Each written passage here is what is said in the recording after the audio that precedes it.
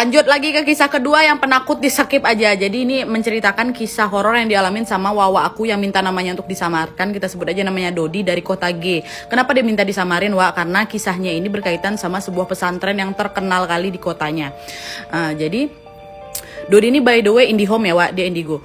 Jadi waktu itu setelah Dodi masuk ke pesantren itu lumayan betah dia, Wak. 3 bulan di sana nggak ngerasain apa-apa, walaupun memang ada beberapa gangguan yang menurut dia tuh ya udahlah masih biasa, Nat, kayak kursi kegeser, ada suara orang berjalan di lorong tengah malam, terus ada pokoknya macem-macem lah. Bagi dia itu biasa aja, bagi awak udah menjerit mungkin kan.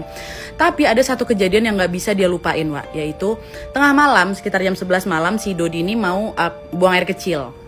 Karena dia berani, dia pergilah sendirian. Nah, kamar mandinya itu memang ada di luar kamarnya.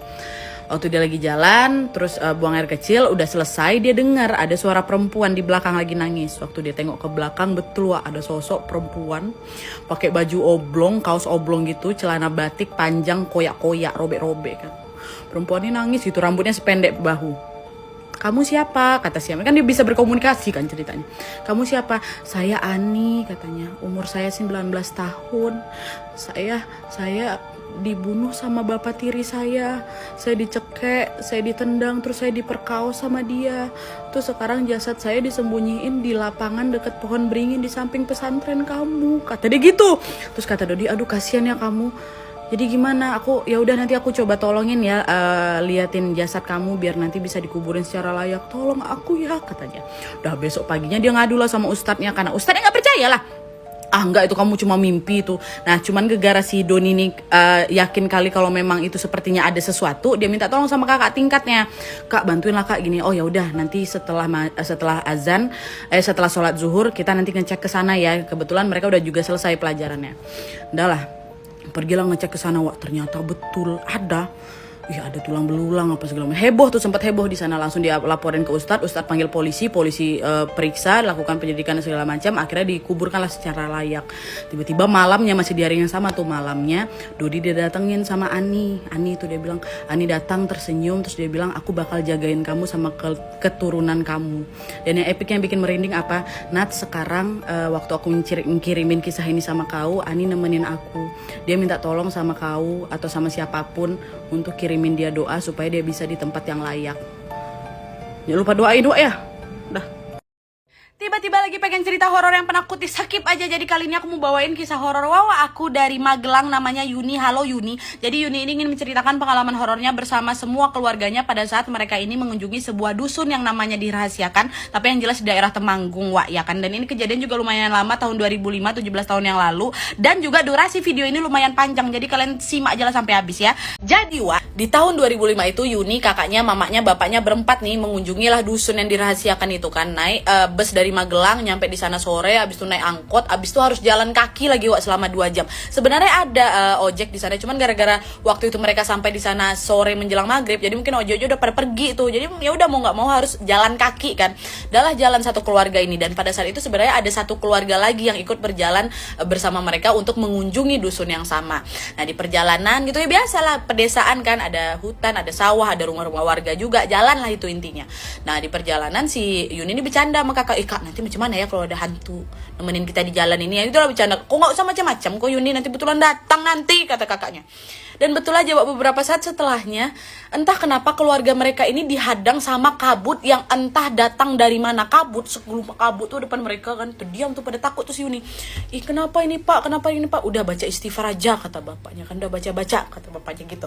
Gak lama kemudian setelah mereka doa-doa, kabut itu pun hilang, Wak. Nah, dan beberapa saat kemudian dusun si tante tuh udah kelihatan tuh. Nah, si Yuni sama kakaknya kan doa bentar lagi nyampe gitu kan.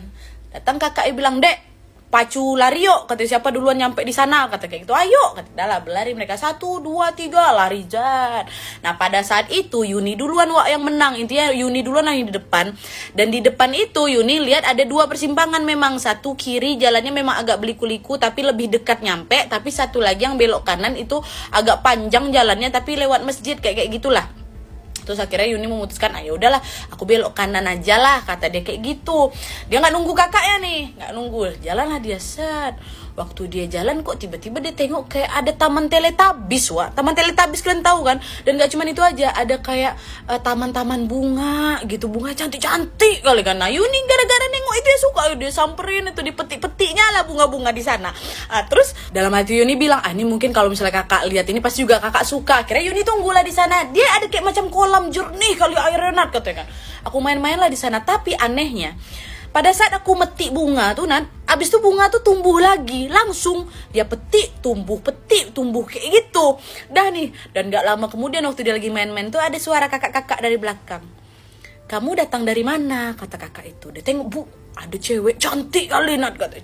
Cantik, bajunya putih, terus dia pakai selendang kuning diikat di pinggangnya, terus rambutnya ini panjang, diikatnya setengah gitu, terus kayak pakai konde-konde gitu macam orang Cina tuh, kayak gitu kan. Terus kamu datang dari mana? Oh, saya datang dari ini gitu. Kamu sama siapa? Saya sama kakak saya, kata itu kan. Tapi nih yang anehnya ya, si cewek itu ngomong pakai bahasa Aceh, Wak. Bukan bahasa Jawa, pakai bahasa Aceh. Nah, si Yuni ini ngerti, dan Yuni jawab. Kenapa? Karena Yuni ini memang aslinya orang Aceh, gara-gara tsunami Aceh 2005 tuh dia pindah lah ke Magelang intinya. Kamu sama siapa? Saya sama kakak saya, katanya kayak gitu. Oh, kamu udah makan, katanya. Udah sih, tadi saya makan roti aja, kata Yuni. Ya udah kalau gitu ke rumah saya aja, di rumah saya banyak makanan, kata kakak. Masih pakai bahasa Aceh nih. Enggak lah, saya nunggu kakak saya aja, katanya. Habis itu dilengosin ya, dicuekin ya, lanjut lagi dia main dekat kolam tuh kan. Terus tapi dalam hati Yuni, kok kakakku nggak nyampe ini kok lama kali, perasaan tadi waktu aku menang aku masih tengok lah kepala dia gitu kan. Dah dia lanjut aja main. Waktu dia tengok lagi ke belakang, si kakak tuh udah nggak ada, udah hilang tuh kakak yang cantik tuh, hilang. Terus gak lama kemudian dia denger nih, Yuni, ada suara teriakan Yuni. Dia tengok lagi, mana ini ya, kok gak ada juga mau bapak aku, gitulah kan. Dia ikutin lah sumber suara itu, sampai akhirnya dia ketemu bapak lagi megang obor. Tau-tau udah malam aja gitu. Dan kalian bisa tebak kan kenapa? Betul, langsung bilang, iki anak kata si bapak itu kan, langsung diangkut. Yuni heran, kenapa nih, ada apa? Habis itu bapaknya datang, nangis sama si Yuni itu. Yuni kau dari mana aja, kata mau bapaknya kan. Terus main di kolam, aku bisa diceritain lah itu sama si Yuni, ada bawa kata keluarga di sana. Bawa dia, panggil kiai, didoain lah si Yuni ini kan. Barulah dia tahu, kok dari mana gitu, diceritain makin detail lagi. Padahal bentar aja loh kak aku di sana. Bentar apa, kok tengok nih jam udah jam berapa? Jam 10 malam udah. Padahal waktu dia masuk ke Taman Teletubbies tuh belum lagi maghrib, Wak. Masih sore menjelang maghrib tuh. Dan ternyata saudara yang tinggal di sana bilang, iya Wak, di sini tuh memang masih kental kali hal-hal mistis gitu. Dan ada satu sosok yang memang dikenal paling menakutkan di sini, yaitu Wewe Gombel. Kemungkinan cewek cantik yang kau tengok itu itulah dia. Dia memang suka culik anak-anak. Untung gak kau iyakan waktu dia ngajak kau makan itu, kata kakaknya. Untung selamat kau Yuni. Pintar pula dia ditolak orang yang belum dikenal untuk ngajak makan gitu kan. Kalau enggak entahlah udah diculik dia mungkin di daerah situ. Tapi itu pula cerita Yuni. Makasih banyak ya Yun ya. Pengalaman horornya, yang lain hati-hati, awas sudut kalian tuh. Tiba-tiba lagi pengen cerita horor yang penakut, di-skip aja. Kali ini aku mau bawain kisah horor yang dialamin sama kakeknya wawa aku dari kota B yang ada di Jawa Timur. Nah, wawa aku ini namanya Cikal. Nah, jadi si kakek Cikal ini dari dulu tuh memang dikenal pemberani gitu, nggak ada takutnya sama sekali si kakek ini kan. Dan kakek ini dia hobi mancing gitu. Dan kalau mancing pun gak nanggung-nanggung, jam 12 malam ke atas biasanya beliau nih mancing. Udah lah tuh, sampai pada suatu hari si kakek keluar jam 12 malam kan, mau mancing seperti biasanya. Udah siap-siap perahu waktu itu. Nah, waktu baru mau ngedayung, tiba-tiba kakek ngeliat ada kayak ibu-ibu gitu di pinggir-pinggir sungai itu kan. Ibunya lagi hamil, ngelambai-lambai sama dia kan. Kenapa Bu? Disamperin masih kakek. Kenapa? Pak, boleh bantuin saya nggak Pak? Panggilin suami saya lagi pesta di sana. Ada tuh disebutin nama tempatnya di sana kan. Lagi pesta di sana, saya udah mau melahirkan Pak. Kata gitu. Aduh Bu, saya mau mancing, kata si kakek kan. Tolonglah Pak, saya kasih Bapak imbalan apa aja nih, ambilnya cincin saya, kata si ibu itu. Ya udahlah Bu, ikutlah saya. Adalah itu. Mendayung lah kan pakai perahu tuh. Nggak lama kemudian nyampe lah di tempat ini kan, tempat lagi berpesta. Ini betulan ada pesta. Bu, udah sampai. Pak, tolonglah Pak, panggilin Pak suami saya. Siapa nama suami Ibu? Ada namanya disebutin, tapi nggak mau kasih tahu. Anggaplah namanya Bayu kan, Pak Bayu Pak gitu. Pak Bayu, kata gitu. Nah, lama keluar lah ini bapak-bapak. Iya saya Bayu, Bapak nyari saya ada apa? Katanya. Itu istri kamu nyariin Pak, udah mau melahirkan katanya. Oh iya, makasih ya Pak ya, kata gitu. Udah lah, pergilah Pak Bayu sama istrinya yang lagi hamil itu kan. Pergi bergandengan. Nggak lama kemudian si kakek balik badan, mau masuk perahu kan, mau memancing tujuannya. Pas dia balik badan, tiba-tiba itu perahu tuh disamperin ikan tuh loncat-loncat masuk ke perahunya si bapak tuh. Terkejut kan si kakek, kenapa nih kayak gitu, sampai penuh itu perahu sama ikan. Bergembira lah si kakek, aku nggak perlu mancing-mancing, udah banyak aku dapat ikan, kata kayak gitu. Udahnya waktu dia mau balik badan mau bilang makasih nih sama siapa itu, sama si pasangan berdua tuh udah tibanya mereka udah nggak ada, hilang. Dan pesta tadi tuh udah nggak ada juga, Wak. Betul-betul ternyata si kakek tuh ya di tengah-tengah hutan yang di pinggir sungai gitu. Nah dari situlah si kakek tahu kalau oh ini berarti tadi itu adalah pesta genderuwo. Semoga aja lah 7 keturunan aku nggak diganggu sama mereka berdua. Kan pahit-pahit dikasih imbalan kayak gitu nanti turun temurunnya kena juga macam mana.